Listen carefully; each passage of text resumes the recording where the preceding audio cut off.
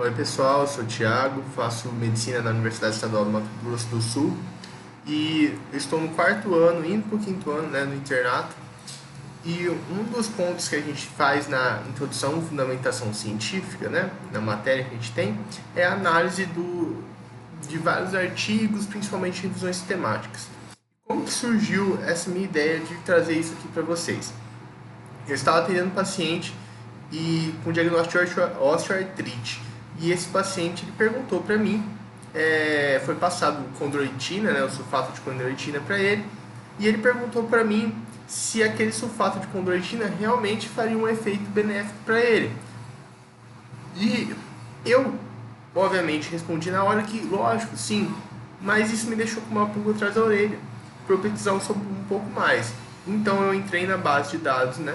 Entrei na parte achei pela Cochrane, onde que junta vários dados, e achei uma revisão sistemática que falou exatamente isso. Quais são os efeitos, né, dessa condroitina nessas pessoas com osteoartrite. O que é uma revisão sistemática antes da gente começar? É uma revisão sistemática, ela pega vários ensaios clínicos, ela tem uma altíssima qualidade de evidência, né, de nível de evidência, na verdade. Então ela pega vários estudos, reúne e faz uma análise. Essa análise chama meta-análise. E nesse caso desses autores, ele pegou 43 estudos, totalizando mais de 9 mil pessoas, lá no ano de 2013. Então esse foi o estudo, né, pela Cochrane, desses pesquisadores que estão aí embaixo. Então, só para definir rapidinho, né, a osteoartrite ela é uma doença de articulação, né, muito comum em pacientes mais idosos. Sua principal manifestação é dor e principalmente joelho e quadril. Já a condroitina ela entra como um suplemento nutricional chamado também de sulfato de condroitina, e na sua composição nos nos suplementos mais comercializados, ela vem junto com um outro suplemento que chama glucosamina. E quais são os desfechos, né, totais dessa revisão sistemática? Ele analisou três, né? Ele falou da melhora da dor, que é a principal, a qualidade de vida, que está muito relacionada com funcionalidade, com a dor do paciente, e os efeitos adversos. E ele falando que a dor melhorou, que a qualidade de vida melhorou e que tem poucos efeitos adversos.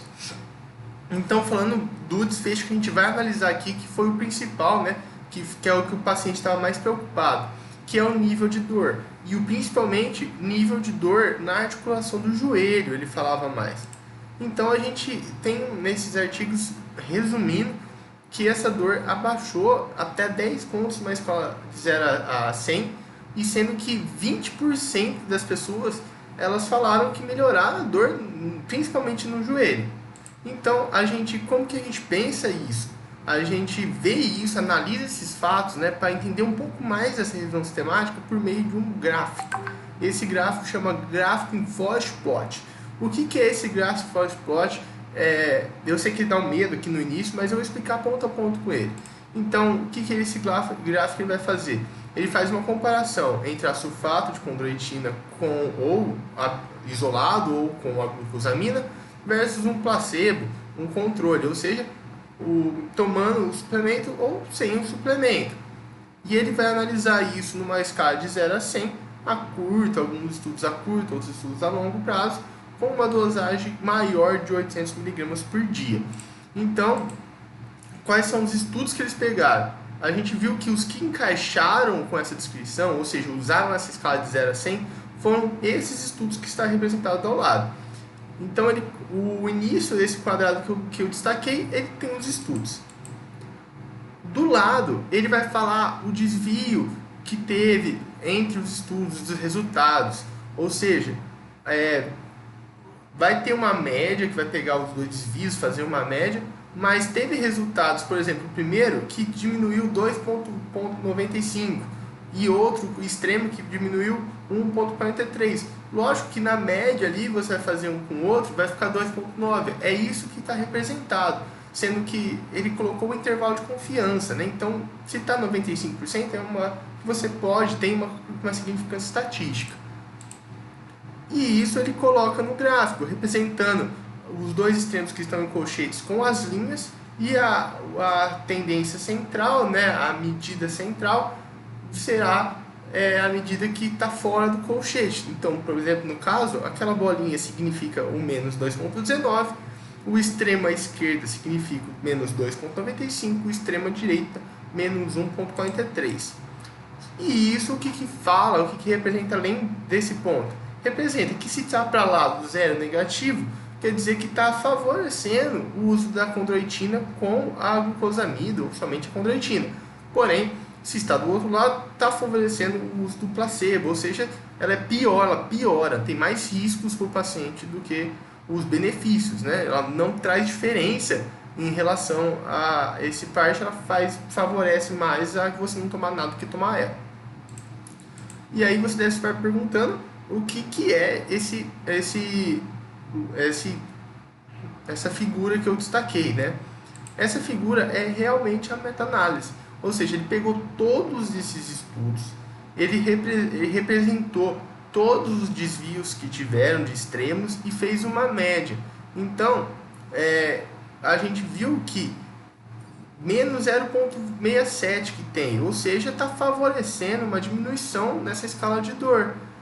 Ou seja, o intervalo de confiança, além de favorecer a média, ele ainda está menos 0,99 a menos 0,4. Então, no geral dessa análise, a gente está vendo que sempre foi favorecendo, né? Continuou no intervalo até no extremo, favorecendo a condroitina do que o placebo. Só que, será que a gente pode confiar? Porque até agora, o que eu falei? Eu falei que esse estudo foi bom, favoreceu, diminuiu a dor. Ele é melhor do que não tomar nada, ele está tudo melhor. Então, vamos tomar a condroitina todo mundo. E aí que a gente tem que pensar. Do lado dessa tabela tem o risco de viés. O que é viés? Cara, viés é erro. Viés é erro. Então, risco de viés é o risco de ter um erro.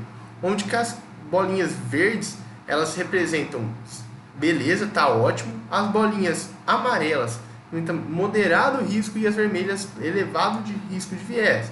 Então, por exemplo, o A e o B ali, tem a legenda ali embaixo que eu grifei, eles são viés de seleção dos participantes, ou seja, aquele participante foi randomizado, aquele foi alocado de maneira correta, ou o pesquisador escolheu, esse paciente ele tem muita dor, então eu vou colocar ele nesse grupo. Esse paciente não tem nada de dor, então eu vou colocar em outro grupo. Isso pode diminuir a qualidade da evidência.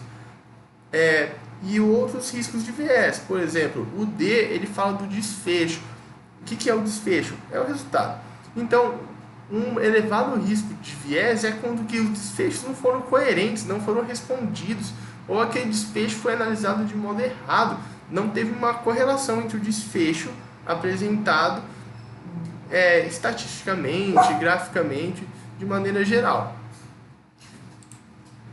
Então, beleza, a gente já viu os riscos de viés e a gente percebeu ali um monte de bolinhas, o que complica um pouco a avaliação. Mas tem um gráfico que mostra a porcentagem geral desses riscos de viés. Então, a gente vê que a maior parte desse gráfico está favorecendo um risco de viés moderado, até algumas pesquisas tocando o risco de viés elevado, né? Então, o que a gente tem foram fatores que diminuíram a evidência, a qualidade dessa evidência.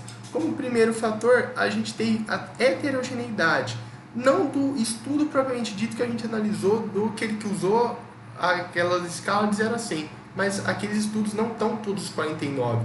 Dentre os 49 tem escalas de 0 a 100 que usou para dor, mas também tem escalas que ele fez de 0 a 10, ou escalas visuais de dor. Então tem uma heterogeneidade dos estudos. Outro ponto foi que a maior parte desses estudos não randomizou e não ocultou os pacientes. Ou seja, eles selecionaram os pacientes e quando foi fazer ocultação, o que é ocultação? É ele falar assim para você, eu estou te dando placebo, ou falar para você, eu estou te dando condroitina. É lógico, o cara que vai tomar placebo, ele vai tender a falar que não melhorou nada, porque ele está com um viés dentro dele, certo? Então também é um fator que diminui a evidência. Outro fator que diminui a evidência foi a fonte de financiamento.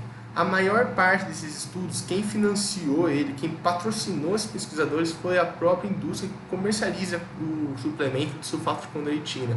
Então aqui tem, logicamente, um outro fator que diminui a nossa confiabilidade ali no nossa pesquisa. Então, como que a gente vai colocar isso na prática? Primeiro, a osteoartrite é uma doença que ela é desafiadora, porque o tratamento dela é pouco e a base do tratamento dela é com anti-inflamatório. E anti-inflamatório tem vários efeitos adversos. Por exemplo, gastrite, né? E como são idosos sofrem bastante com esses efeitos adversos. Agora, a condroitina foi apresentada ali pelos trabalhos que ela não tem muito efeito adverso.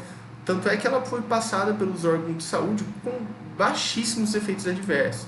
Só que a qualidade, falando em melhora da dor para esses pacientes, ainda foi baixa. Embora falaram em geral que melhorou a dor, mas teve muito viés. Aqueles 3 principais que eu coloquei são viés que deixam a gente com um pouco o pé atrás de falar assim, não, beleza, só vai tomar isso agora, não vai tomar mais nada. Então, o que a gente tira disso? Que precisa de ensaio clínico melhor e com uma duração maior. Ou seja, tem que diminuir esses viés, tem que fazer ensaio clínico randomizado, com cegamento duplo, triplo, com uma fonte de financiamento independente da indústria, certo? Para conseguir fechar um ensaio clínico com menores riscos de viés. Além disso, o que a gente vai jogar fora esse medicamento? Não, a gente vai discutir com o paciente os riscos e os benefícios, colocar essa análise, por exemplo, no meu paciente, mostrar isso para o paciente, mostrar o que foi analisado, o que essa evidência tem, o que tem que sustenta ele usar, o que ele pode melhorar, o que não pode e os riscos dele, mostrar esses erros que podem ter acontecido na pesquisa.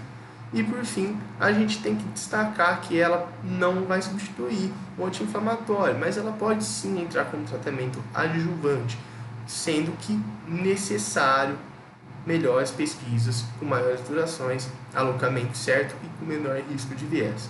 Então, aqui foi um resumo. Eu sou Thiago, né, faço parte do IFC 4, né, da Medicina UEMS, e agradecimento para o professor Dr. Antônio Grande, que deu essas aulas para a gente e conseguiu fazer com que eu trouxesse para vocês essas revisões sistemáticas e essas análises. Muito obrigado.